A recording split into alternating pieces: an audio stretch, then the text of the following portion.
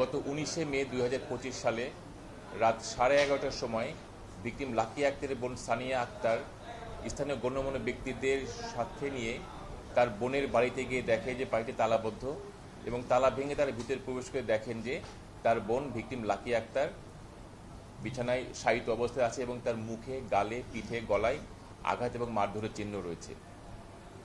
ঘটনার পরপরই ভিকটিমের স্বামী আসামি শহীদুল ইসলাম ওরফে কসাই শিপন সে ঘরটি তালাবদ্ধ করে তার দুই সন্তানকে নিয়ে পালিয়ে যায়।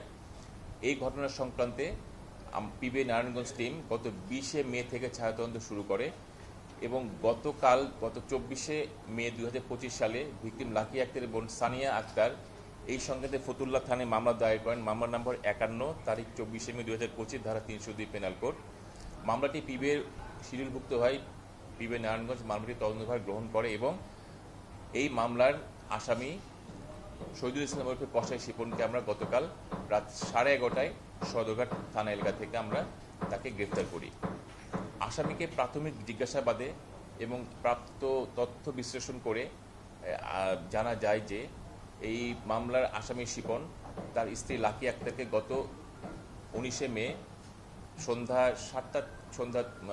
6টা থেকে 7:58-র মধ্যে কোনো একটা সময় সে তাকে মারধর করে এবং তাকে শ্বাসরোধ করে হত্যা করে।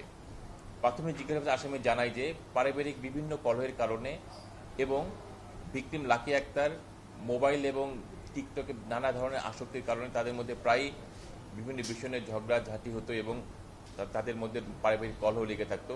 এরই জের ধরে ঘটনার দিন আসামি শিপন ভিকটিম লাকি আক্তারকে শ্বাসরোধ করে হত্যা করে। আমরা আসামিকে আজকে দুপুরে আমরা তাকে বিজ্ঞ আদালতে প্রেরণ করব। আসামিকে আমরা পুলিশ রিমান্ডের জন্য আবেদন করব। আসামিকে আরও নিবিড়ভাবে জিজ্ঞাসাবাদের প্রয়োজন রয়েছে এবং এই মামলার প্রকৃত রহস্য এবং এই হত্যাকাণ্ডের প্রকৃত রহস্য উদ্ঘাটন করার জন্য আমরা আসামিকে 5 দিনের পুলিশ রিমান্ডের জন্য প্রেরণ করব।